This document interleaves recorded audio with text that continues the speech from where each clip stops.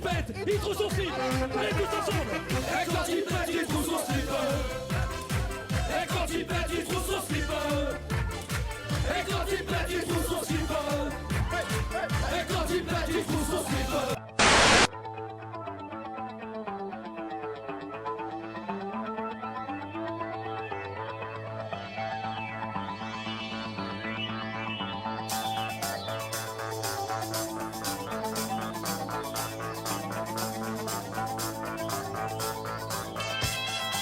Salut à tous et bienvenue pour ce nouveau numéro des infos dont on parle peu.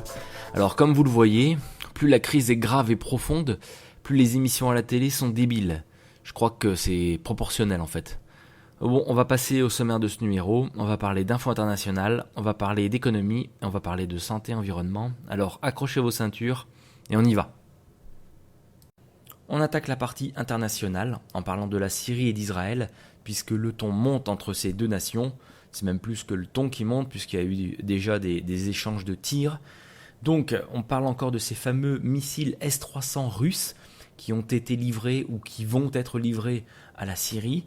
Alors, bien sûr, ça déplaît fortement Israël. Et le major général israélien Amir Echel a dit que la Syrie, se dotant de ces missiles, cela produira de la confiance et de l'agressivité envers ses voisins. Toujours en ce qui concerne ce conflit, on va dire, selon le Sunday Times, Assad aurait déployé des missiles en direction d'Israël et envisagerait de les utiliser en cas de nouvelle attaque d'Israël contre la Syrie. L'armée syrienne, elle aurait repris le 19 mai dernier la plupart des quartiers de la ville de Qousseir, qui était tombée aux mains des rebelles. Alors cette ville est stratégique car elle est sur le chemin d'une région côtière où vivent les Alaouites, la communauté chiite à laquelle appartient Bachar el-Assad et où il pourrait se replier en cas de défaite. Alors dans cette bataille, les soldats syriens ont eu des alliés de taille, les combattants du Hezbollah libanais. La Russie, elle, qui tend à intervenir de plus en plus dans ce conflit, puisqu'elle a déployé 12 bateaux en Méditerranée via le port de Tartous en Syrie. Alors on sait très bien que la Russie a une porte d'entrée en Méditerranée et c'est le port syrien de Tartous. Donc elle a déployé 12 bateaux. Alors cette action a été considérée comme agressive par l'Union européenne et par les États-Unis, mais selon les Russes, ce serait une mise en garde contre une intervention en Syrie. Et pour le chef adjoint de l'état-major général Alexandre Potsnikov, cette escadre est un levier permettant à notre État d'assurer la stabilité dans cette région. On va parler de l'Irak, encore et toujours, puisque le pays est en proie à des attentats quasiment quotidiens. Donc là, cette fois-ci, 2 attentats. Un, le 17 mai dernier, qui a fait plus de 76 tués et des dizaines de blessés dans plusieurs explosions en Irak. Et un deuxième attentat, cette fois-ci le 20 mai à Bagdad, dans un quartier à majorité chiite. Et cette fois-ci, cet attentat aurait fait 12 morts et au moins 20 blessés. Alors, ce qui est rigolo, c'est que les États-Unis ont condamné avec force ces attentats et se sont dit, je cite, profondément inquiets de la fréquence et de la nature des attaques récentes. Ben ouais, mais faut pas s'étonner les gars, hein. Vous êtes venus, vous êtes intervenus, vous avez déstabilisé complètement le pays, vous avez installé une constitution, vous avez installé des marionnettes à la tête de l'État. Tout ça, c'est complètement logique, quoi. Le pays est complètement déstabilisé, donc forcément, faut pas s'étonner, hein. Faut vraiment pas s'étonner. Même topo avec l'Afghanistan, où le pays était complètement déstabilisé, et où une histoire assez bizarre s'est produite, puisque un homme qui s'appelle Saïd Mohammad, qui était introuvable depuis novembre dernier, eh bien, on a retrouvé son corps, mort, à côté d'une base militaire US. Alors, on a vu cet homme dans une vidéo, en train de se faire torturer par un homme afghan-américain qui s'appelle Zakaria Kandahari, et qui était un des responsables de la traduction entre américains et afghans. Les Américains, eux, ont réfuté le fait que ce Zakaria Kandahari soit américain, et ont dit qu'il ne travaillait plus pour eux depuis longtemps. Enfin bref, en tout cas, le corps de Saïd Mohammad a été retrouvé sans vie à 200 mètres d'une base militaire US. On va parler un petit peu de l'Afrique. Alors je sais, beaucoup d'entre vous me reprochent de ne pas en parler assez, mais bon, c'est assez difficile d'avoir des informations et de pouvoir les interpréter correctement. Donc si vous avez des informations intéressantes et que vous avez de quoi les interpréter comme il faut, je suis assez preneur, je vous avoue. On va démarrer en parlant du Nigeria, où apparemment le gouvernement est aux prises avec des islamistes de Boko Haram. Alors, l'offensive de l'armée contre les fiefs de Boko Haram est entrée dans son 5e jour. Ça, c'était le 19 mai dernier. Donc, les assauts visent à reconquérir les zones du nord-est du pays, passées sous le contrôle des insurgés islamistes, et notamment ce que l'armée présente comme des camps d'entraînement de Boko Haram. On parle du Niger maintenant, où 2 attentats suicides quasiment simultanés contre l'armée nigérienne et le groupe nucléaire français Areva ont été revendiqués par des islamistes du Mudjao et ont fait 20 morts, essentiellement des militaires, dans le nord du Niger. Bon, ça on a un peu plus entendu parler parce qu'à partir du moment où les intérêts de la France sont touchés, ça on en parle quand même pas mal.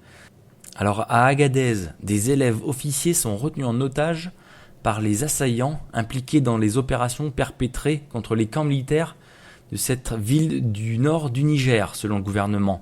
Il s'agit des premiers attentats du genre dans l'histoire de ce pays sahélien, très pauvre et engagé depuis le début 2013 au Mali voisin, aux côtés des troupes françaises et africaines contre les mouvements djihadistes. Alors, ceci explique peut-être cela.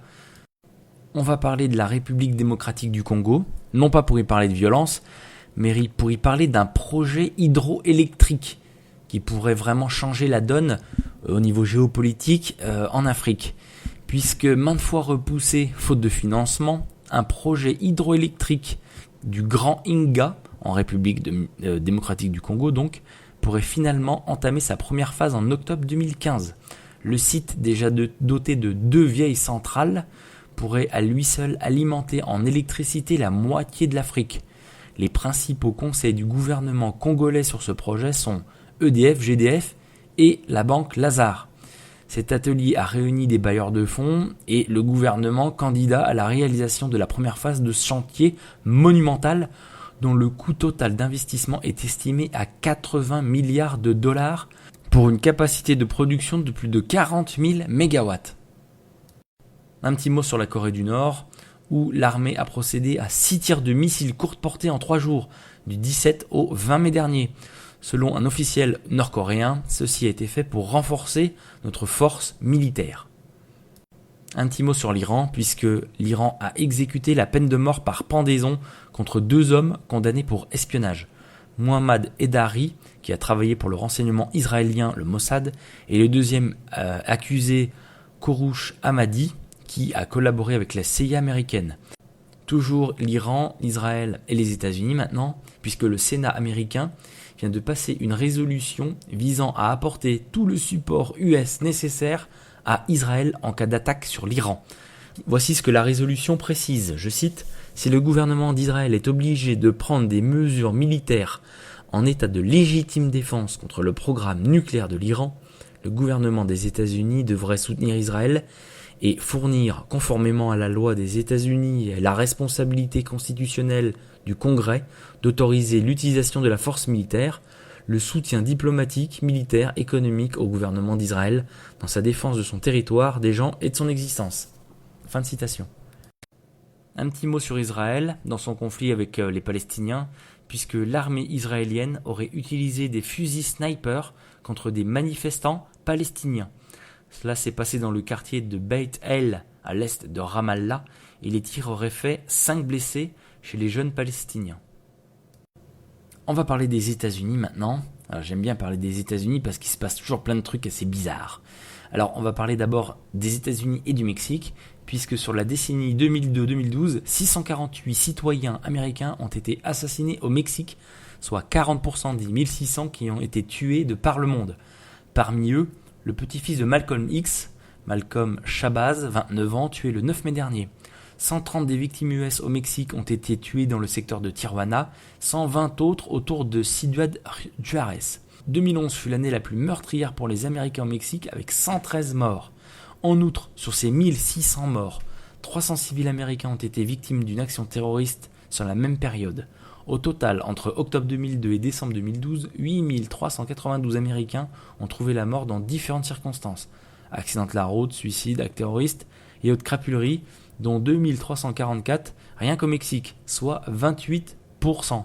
Alors ne perdons pas de vue que le traité transatlantique, qui va être mis en place prochainement, prévoit que ce soit pas seulement les États-Unis et le Canada qui soient reliés à l'Europe, mais aussi le Mexique. Donc quand on voit ces chiffres, ça fait quand même réfléchir, n'est-ce pas ? On continue avec les États-Unis et on va parler de l'attentat de Boston. Puisqu'il existe aux États-Unis une expression qui dit « Dead men tell no tales », ce qui signifie littéralement « Les hommes morts ne racontent pas de contes ».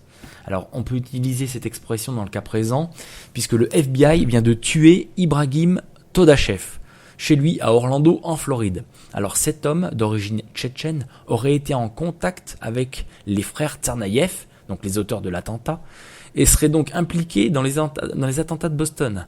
Malheureusement, les agents du FBI auraient tué l'homme alors qu'il était en train de lui poser des questions. Selon le porte-parole du FBI, le danger était imminent. Alors, je ne sais pas si on connaîtra la vérité un jour.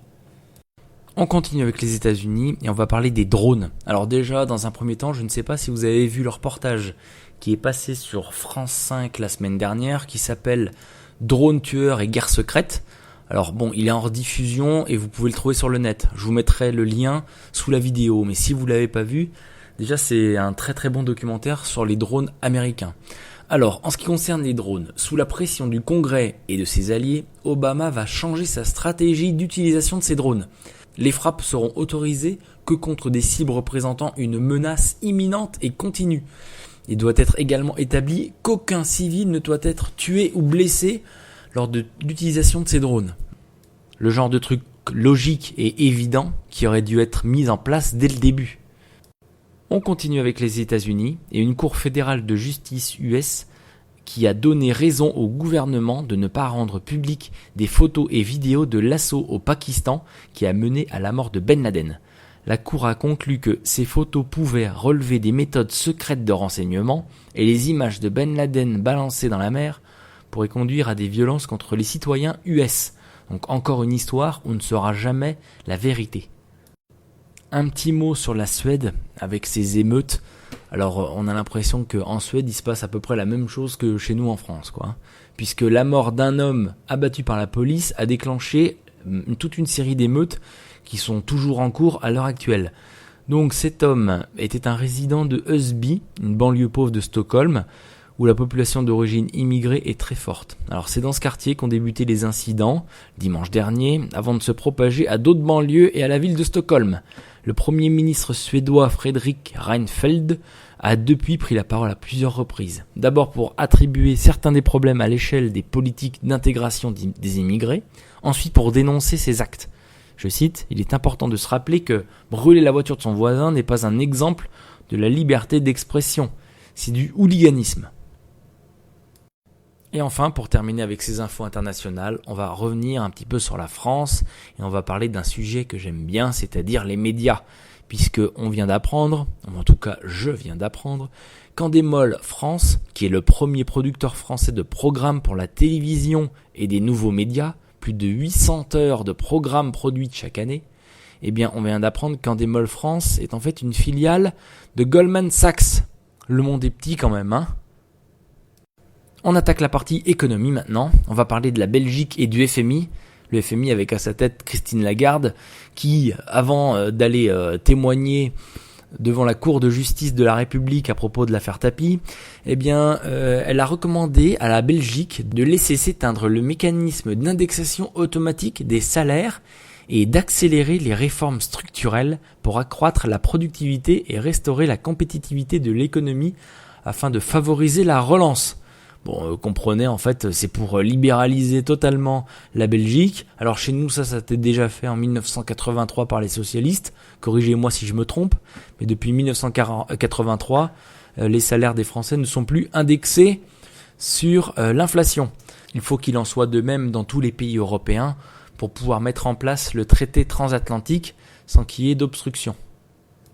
Toujours l'économie et François Hollande qui a annoncé jeudi dernier qu'il allait lancer une initiative en 4 points pour sortir l'Europe de sa langueur. Wow, attention, accrochez-vous.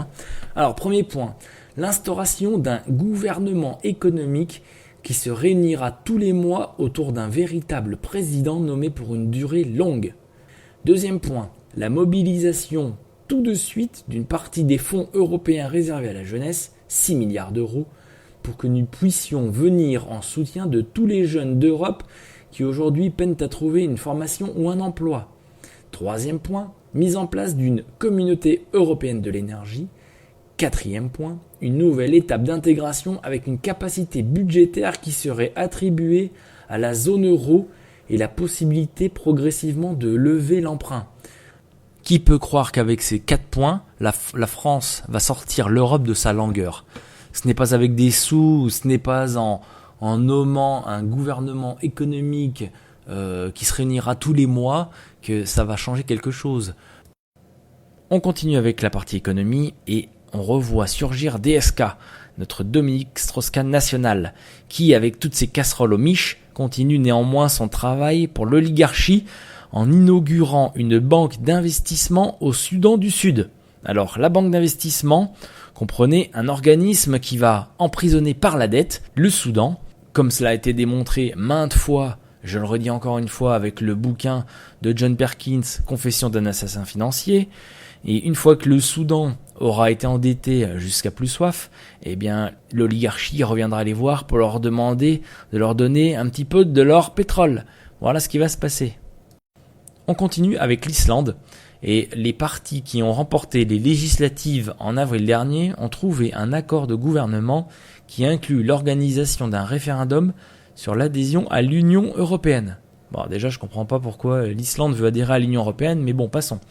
Alors, ils ont déclaré « Nous ne poursuivrons pas les négociations d'adhésion avec l'Union européenne tant que n'aura pas eu lieu un référendum ». C'est ce qu'indique la plateforme gouvernementale signée par les deux partis, le Parti du Progrès et le Parti de l'Indépendance. On va terminer cette partie économie en parlant de la France. Alors, j'ai des très très bonnes nouvelles à vous donner. Le nombre de défaillances en France d'entreprises a été de 20 625 entre janvier et avril 2013, en baisse de 3,9%. Oh, la bonne nouvelle. Par rapport à la même période en 2012, selon la COFAS. En tout, entre mai 2012 et avril 2013, 59 630 entreprises ont fait faillite en France. C'est en léger repli par rapport à l'année précédente, moins 0,1%. La stabilisation observée pourrait être provisoire. Les entreprises sont en effet fragilisées par la récession en cours, ce qui s'est confirmé au premier trimestre 2013. Ça, c'est ce qu'estime la COFAS. L'assureur Crédit prévoit que le nombre de faillites augmente de 2% en 2013 par rapport à 2012, atteignant 61 500 entreprises contre 60 461 l'année dernière. Voilà pour les bonnes nouvelles en ce qui concerne les entreprises. Et maintenant, d'autres bonnes nouvelles, mais cette fois-ci en ce qui concerne le chômage. Puisque selon les dernières prévisions de l'Unédic publiées jeudi dernier, le déficit annuel de l'Unédic atteindrait 5,6 milliards d'euros en 2014, portant la dette à 24,1 milliards d'euros. 89 600 chômeurs indemnisés de plus en 2013. Alors, malgré une prévision de croissance économique de 0,7% l'an prochain, alors là il rêve complètement, 0,7%, faut pas y compter. Le nombre de chômeurs indemnisés augmenterait encore de 65 600 personnes, pour un total de 3 432 800 chômeurs fin 2014, un chiffre inférieur aux 77 800 attendus pour cette année, contre 89 600 annoncés en janvier. Sur l'ensemble de 2013, l'Unédic s'attend à un déficit de 4,7 milliards d'euros. À l'heure actuelle, sur les 5 millions de chômeurs inscrits à Pôle emploi, près de 3 millions sont indemnisés. Voilà pour les bonnes nouvelles et qui termine notre partie économie. On passe à la partie santé et environnement maintenant et on va parler de Monsanto puisqu'une ONG américaine, la Food and Water Watch, a analysé et compilé dans un rapport publié le 14 mai dernier 926 câbles diplomatiques échangés entre le département d'État américain et les ambassades de 113 pays étrangers entre 2005 et 2009. Il en ressort une campagne soigneusement conçue pour briser la résistance aux produits génétiquement modifiés à l'extérieur des États-Unis. On va parler du nucléaire maintenant, avec deux informations un petit peu préoccupantes. La première, ça s'est passé à Hambourg le 1er mai dernier, et ça on n'en a absolument pas entendu parler, mais un incendie a ravagé un navire contenant plus de 9 tonnes de combustible nucléaire. 200 pompiers du port de Hambourg ont réussi in extremis à isoler plusieurs conteneurs contenant 9 tonnes d'hexafluorure d'uranium qui menaçaient d'être atteintes par l'incendie s'étant déclaré à bord du porte-conteneurs géant Atlantique Cartier. Le navire a été lourdement endommagé par le violent incendie qui a été entretenu par la présence de produits chimiques et d'environ 4 tonnes d'explosifs, une marchandise qui côtoyait fort intelligemment, bien sûr, le chargement de combustible nucléaire. Ça, c'est vrai que ça a été très très intelligent de le mettre là. Et la deuxième information à propos nucléaire qui est aussi préoccupante, ça s'est passé à Alger le 9 avril 2013. 3 conteneurs de matériaux radioactifs ont été découverts par des douaniers algérois. Alors, des douaniers algérois ont découvert une activité radioactive suspecte au niveau de 3 conteneurs contenant des pierres dont l'analyse est en cours. D'après le quotidien Le Soir d'Algérie, la cargaison radioactive proviendrait du port chinois de Qingdao et pourrait être destinée à une filière de trafic de déchets radioactifs nord-africaine. On continue et on va parler de l'eau de baignade. Selon un rapport publié par l'Agence européenne pour l'environnement, 94% des eaux de baignade de l'Union européenne répondent aux normes de qualité minimale fixées par la législation. En France, 74 sites, dont 15 en Bretagne, sont toutefois épinglés. En France, sur les 3322 zones de baignade recensées, 2034 en eau côtière et 1288 en eau intérieure, environ 60% sont d'excellente qualité et seulement 2,2%, soit 74 sites, présentent une qualité insuffisante des eaux. La Bretagne est concernée puisque 15 plages sont ainsi montrées du doigt là-bas. Et on termine en parlant des gaz de schiste, encore et toujours, parce qu'en France pour l'instant ça a été enterré par le gouvernement, mais bon, vous inquiétez pas, les Européens travaillent à une réglementation commune à propos des gaz de schiste. Les représentants des pays membres de l'Union européenne semblent s'orienter vers une politique commune plutôt favorable au gaz de schiste en tant que part du mix énergétique. Toutefois, les spécialistes du secteur estiment qu'il sera difficile de voir un âge d'or du gaz de schiste dans l'ensemble de l'Europe. Ce sera plutôt une question qui se réalisera pays par pays selon les limites imposées par chaque gouvernement. Je pose la question, combien de temps nos représentants tiendront-ils face au lobby pétrolier ? Et on attaque maintenant notre rubrique hebdomadaire qui s'appelle Un jour dans le mondialisme. Alors j'ai changé, c'est dans le mondialisme, c'est pas dans la mondialisation, parce que sinon je vais me faire reprendre. Donc voilà, Un jour dans le mondialisme. Et aujourd'hui j'accueille Jonathan. Salut Jonathan. Salut mon capitaine. Alors de quelle date vas-tu nous parler aujourd'hui ? Alors aujourd'hui on va parler du groupe Bilderberg. Alors le groupe Bilderberg est un club qui a été créé en 1954 où c'est un petit club qui se réunit chaque année où on a environ 35 membres permanents qui invitent une centaine de personnalités, des financiers, des industriels, des membres de famille royale, des journalistes, des politiques, pour la plupart issus du monde occidental, pour une durée donc de 3 jours où ils se rencontrent, où ils ont des discussions à huis clos, loin des caméras. En effet, en France, avant de récentes publications comme Circus Politicus de Christophe Deloire et Christophe Dubois, il était inconcevable de parler publiquement du club Bilderberg. Rappelez-vous Yves Calvi, animateur de C'est dans l'air, qui avait affirmé, suite à une question SMS, que le Bilderberg était une invention d'un spectateur qui a de l'humour. Mais pour revenir au livre du nouveau directeur de Reporters sans frontières, ce livre visait surtout à dédramatiser le caractère antidémocratique de cette réunion et à faire passer les citoyens qui dénoncent ce club pour des clowns et qui ne font, je cite, faire du bruit et agiter des banderoles. En France, seuls quelques citoyens, comme les militants de We Are Change Paris, allaient chasser les invités français lors de salons ou de dédicaces, nous offrant par là quelques perles mémorables. Vous pouvez notamment consulter l'une de leurs vidéos où notre cher ministre de l'Intérieur, Manuel Valls, réagit au quart de tour lorsqu'on l'interroge sur son passage au Bilderberg en tant qu'invité en 2008 ou à son appartenance au Club Le Siècle. Selon Manuel Valls, questionner sur Bilderberg égale dire que le 11 septembre n'a pas eu lieu et aussi dire que les chambres à gaz n'ont pas existé. De mieux en mieux. Ce terrorisme intellectuel perdure encore aujourd'hui, même si certains journalistes télé comme Natacha Polony, face à Christine Ockrent, osent mettre timidement le sujet sur la table. Mais les réponses restent les mêmes. On a le droit de se rassembler pour discuter, le secret doit rester le plus total pour respecter la liberté d'expression. Pour décoder, Les oligarques n'aiment pas que l'on mette le nez dans leurs affaires lorsqu'ils échangent des confidences sur les grandes affaires de ce monde, et toute tentative de le faire serait qualifiée illico de complotiste. Ce Cochrane, la femme du French Doctor, s'est d'ailleurs empressée de répondre à Natasha Polony lorsqu'elle l'interrogea sur le conflit d'intérêts entre sa fonction de journaliste, qui est d'informer le peuple, et celle d'invité du Bilderberg, qui est de garder les secrets du puissant. Ce culte du secret a fait naître de nombreuses thèses et théories à propos du groupe Bilderberg. Thierry Meyssan, qui a travaillé sur les archives de la première réunion ayant eu lieu aux Pays-Bas en 1954, fait état du fait que le Bilderberg est davantage un think tank dédié à la promotion de la politique de l'OTAN et à la vassalisation de nos élites qu'un outil visant à l'instauration d'un futur gouvernement mondial. Il écrit donc dans son article intitulé « Ce que vous ignorez sur le groupe de Bilderberg », publié en avril 2011, n'en déplaise aux journalistes imaginatifs qui ont cru discerner dans le Bilderberg une volonté de créer un gouvernement occulte mondial.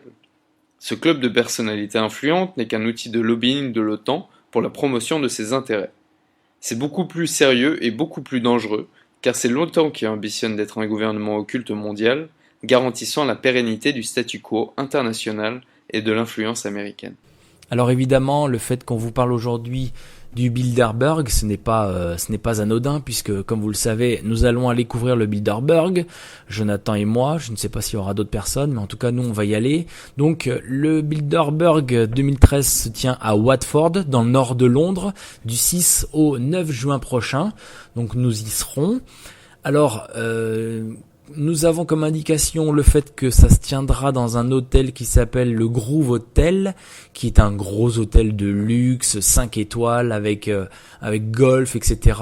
Il y a 2 entrées dans cet hôtel. Donc il y a une entrée principale et une entrée secondaire. Alors le truc c'est que l'hôtel se trouve au milieu de nulle part, dans une espèce de grande prairie, on va dire. Et donc les entrées sont à peu près à 2 km d'un côté et à 1 km de l'autre de l'hôtel en lui-même. Donc ce qui fait que même les manifestants, en fait, peut nous entendre ou pas nous entendre à partir de l'hôtel. Mais bon, le plus important c'est qu'on soit là et on sera présent devant l'hôtel, vous inquiétez pas. Alors normalement, Alex Jones et toute l'équipe d'Infowars sera là-bas au Groove Hotel à Watford, donc j'espère qu'on pourra faire des vidéos. Et l'information supplémentaire, c'est qu'il semble aussi que Nigel Farage puisse venir faire un tour au Bilderberg cette année, donc ça sera relativement intéressant. Bon, alors évidemment il y aura pas les mainstream médias, bien évidemment, ils seront toujours absents, même si au Parlement européen un représentant de l'UKIP a interpellé le gouvernement, enfin le Parlement européen à ce propos-là. Écoutez. Thank you, Mr. Batten. Thank you. The next meeting of the Bilderberg Group is to be held in England. The location is thought to be the Grove Hotel, Watford, from the 6th to the 9th of June. These annual meetings are summits of the most wealthy, powerful and influential people in the worlds of politics, finance and business. The biggest mystery surrounding them is why the mainstream newspapers and broadcasters have chosen not to report on them since 1954. However, in the internet age, their existence can no longer be kept secret. I have written to all the mainstream press and TV in the UK asking them if they intend to report on this meeting, and if not, why not. I have also submitted a Freedom of Information request to the Hertfordshire Police Commissioner asking on what basis the policing is being provided and who is paying the bill. I am very much looking forward to the responses. Merci bien, la parole est à monsieur. Voilà, donc on est en train de préparer ça. Alors je pense que c'est la première fois qu'une équipe française ou francophone se rend au Bilderberg. Donc c'est la première fois qu'on va couvrir cet événement et c'est tant mieux et je suis très très content d'y aller. Alors Jonathan et moi, nous mettons de notre poche pour monter, pour se déplacer et pour couvrir cet événement. J'espère que vous nous aiderez un tout petit peu au niveau pécunier parce que ça va coûter relativement cher. Donc merci à vous de nous filer un petit coup de main de ce côté-là. Voilà, écoutez, je vous remercie. Rendez-vous la semaine prochaine pour une nouvelle vidéo. Restez informés. À bientôt. Ciao à tous.